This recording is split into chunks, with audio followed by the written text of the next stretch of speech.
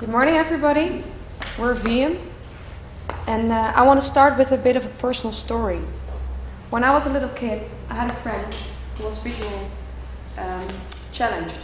She had big glasses, and when she came to violin classes with me together, she read her paper like this. I cannot see it. And that was because she had a visual impairment, as it's called. An impairment that cannot be fixed by surgery, but you lose blind sight. So you get more blind through your life, and there are all kinds of versions of it, and it's closer by than you think. Basically, 20 years later, I interviewed her again, and she told me she had migraine, although she has all the tools in the world to fix it. Enlargements on screens, still she's enabled by it because she gets headaches. PDFs, actually, we interviewed her again, as you see. PDFs are hard to access because they're a hard format. Books, it's hard to read through these things with her tools. So she's still excluded from society in some sort of way. I interviewed another friend of mine who had a comparable disability. And she said she feels not a part of society. She has an inferiority complex. She could maybe do less than others. But the good thing about these people is they're willing to help, they are willing to give feedback. Referring to the last case, customer feedback is a hard problem. So we came up with VM, and we thought we could do for these users.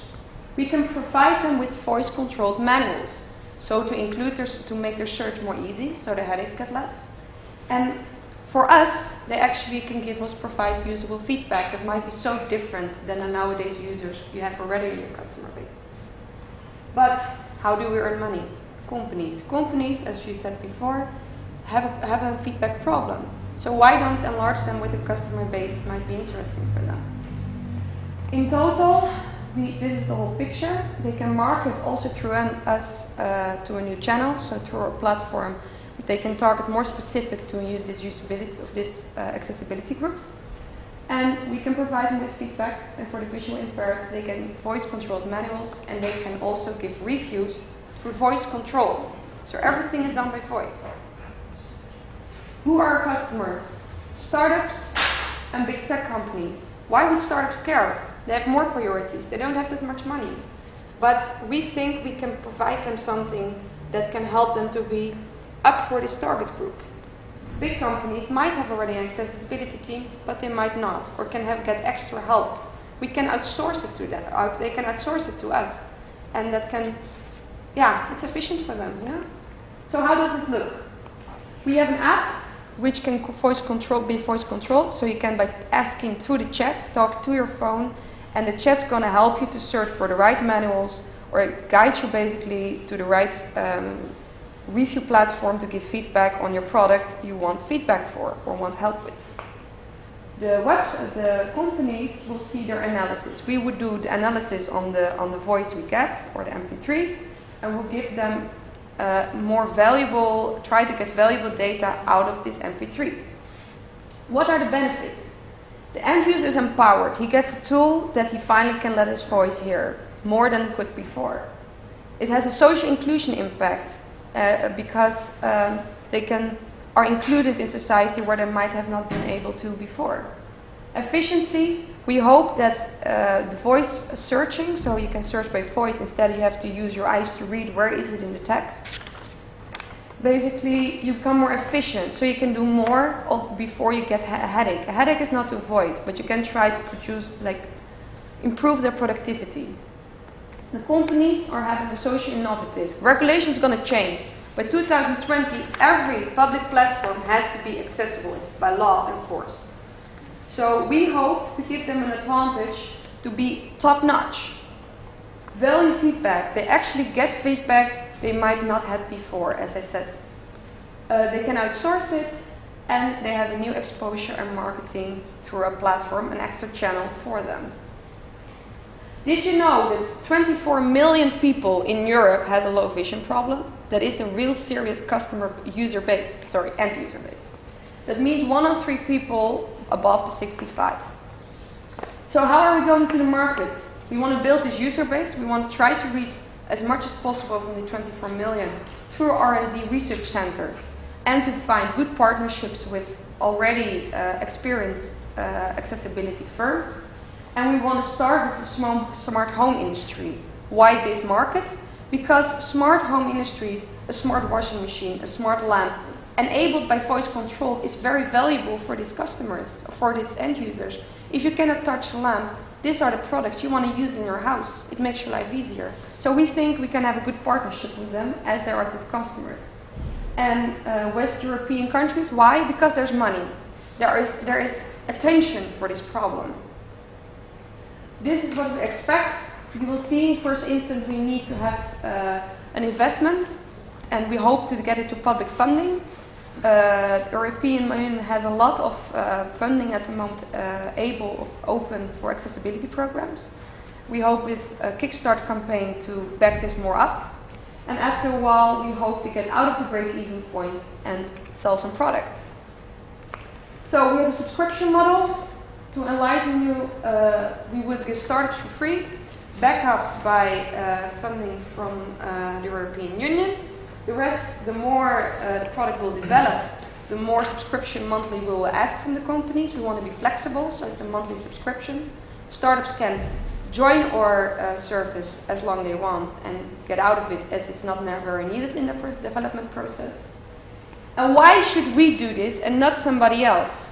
Because we are a team with passion, and we're a team with experience, and we are a team with a big heart for accessibility. Join our mission and create an accessible future. Thank you.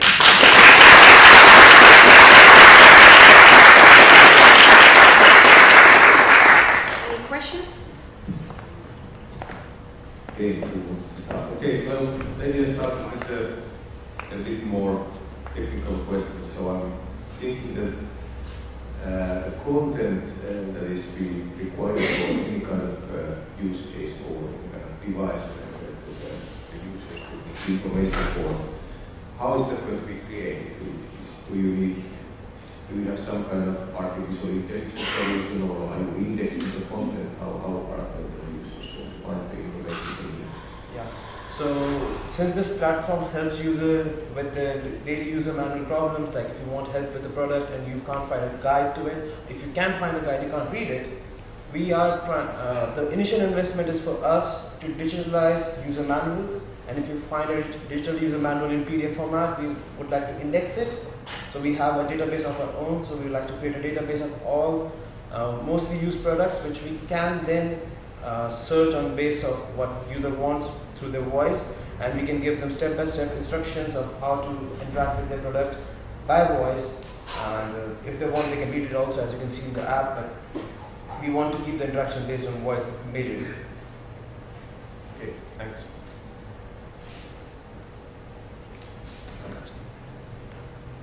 Yes. I focus my comments in one thing. I like your presentation. You really have brought emotions, you have brought personal story in it, starting by some concrete person you knew when you were younger, somewhere in the past, and it makes it more lively.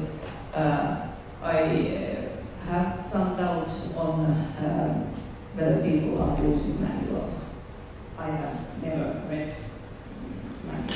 It's an ultimate case if people need to read manuals. But in general, the idea that you focus in this kind of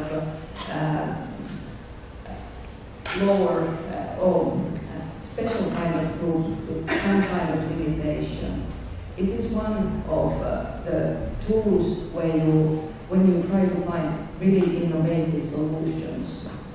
Companies are even sometimes trying to find these new kind of avenues from these kind of special groups. So by your way of communicating, if you get this kind of thing functioning, it might help the first team to solve their problem also. That it is not only for these blind or almost blind persons, but also for the others, if they can, like the Ola when the doors are opening immediately. That's made for the handicapped or a little bit people with limitations, but it is helping for all of us. So that's my point. Yeah, that's true. Okay, so thank you for the presentation as well. It was very good. I kind of, at the beginning of your presentation, started wondering is this a kind of business opportunity, or is this a kind of social call on and so on? But I'm going forward.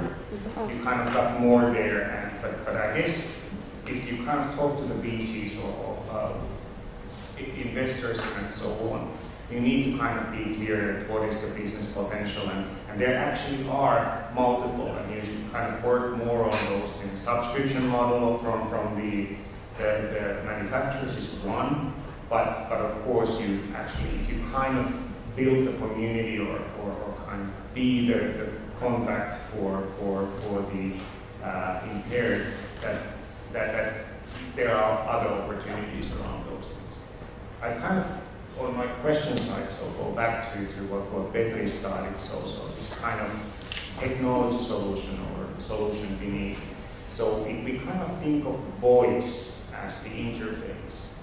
There's one thing that kind of separates, or multiple things, one thing that separates from visual interaction, which is that it's sequential. So that, like, with the kind of display, you can see that, okay, that's there, or kind of browse through, but you can't do that with voice. So how do you see that with the menus? So how can you help on searching or browsing through menus when you don't have the kind of visual? Basically, most people that are visually impaired have already tools, so it's not they're totally blind, because that's not our target group at the moment, so they see only partially. It feels like you read with one eye. So especially the searching really is like VM, actually also the other group is supported by a group that is very good in text to voice analysis. So we have the technology probably, or we actually have the technology to analyze text to voice and voice to text. So by optimizing basically the search, having more like a Google search to voice, you can become more direct to the point you have to be. And mostly, for example, if I have to search through a book, I have to first go to the content page. Then I hope I find the right chapter, maybe I'm not. You know, so it's all capacity you use on your eyes. While if you do it through voice, they can use the ability still have with their eyes on the right passages to read. So that's where we aim for. And of course it can be on not only using manuals. If it would be well made and we develop this so extremely well, then we can also use it for way different use cases. It can also be used in education. It can be used in all kinds of stuff, because this problem is not only on the product stuff, but that's out of the business case now. But just to give you a bit of insight on that. We were hoping, we actually did make the platform in a way that it gives you a continuous interaction with the platform. As a person, you're continuously talking to the platform with each. If you have a problem, it's a natural language processing solution. So you just say that you have a problem, and it says, okay, I have a solution, and then you say, okay, and it tells you the first step, and then you say, okay, what's the next? So it works with you till you are satisfied, and that's when we go in the feedback area, because now you're so intertwined and comfortable with the solution that you are ready to give the solution and treat it as a friend. So that is our goal, to make it so friendly to you, so intertwined that you are using it on a continuous daily basis, and you are talking to it like a friend in natural language. So there are no commands. We want to make it as seamless as possible. Actually, I would like to know the case owner to give feedback. So, Salam, can you hear us? Salam, can you hear us? Yes, do you hear me? Yes. Yes, okay, very good. So thank you for the presentation again. It's a different perspective than what we, let's say, we thought initially when we started the case, but it correlates to some our customers' requests, which is, let's say, how to address, let's say, people that are not either able to write, because they don't own a computer or they are not used to this type of technologies, but they would in the future buy products that would be voice controlled. like elderly people, and that's the type of people they cannot address today through, let's say, the typical research that they do.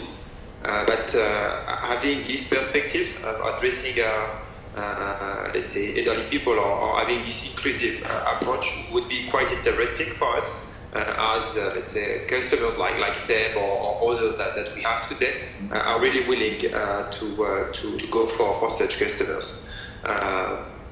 So taking this perspective is quite good for us. And the other point is it's sometimes quite difficult to hook the customers, let's say the users, and have them start using voice control products. So going through user manual would be also a good perspective to get started with them and to get some trust that the interactions through voice is possible and that would be beneficial for them. So in that perspective, that's good information for our product development.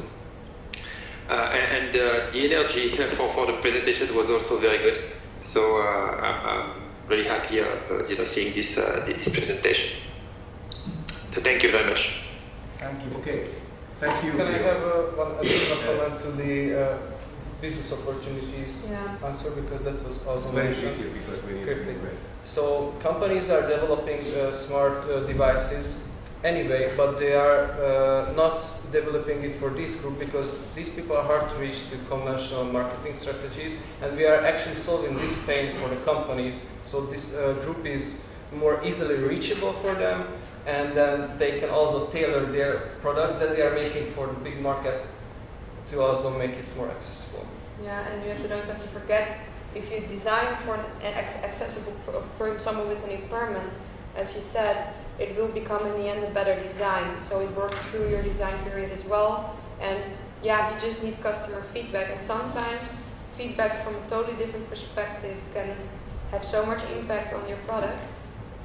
So we think this might be, and also don't forget we have to, because there are just European laws coming. Accessibility is going to be a big problem. So we're going to have a lot of attention in coming programs in 5 years. So we think we can help businesses to be up front instead of being behind as they are now. Okay, thank you, Leo.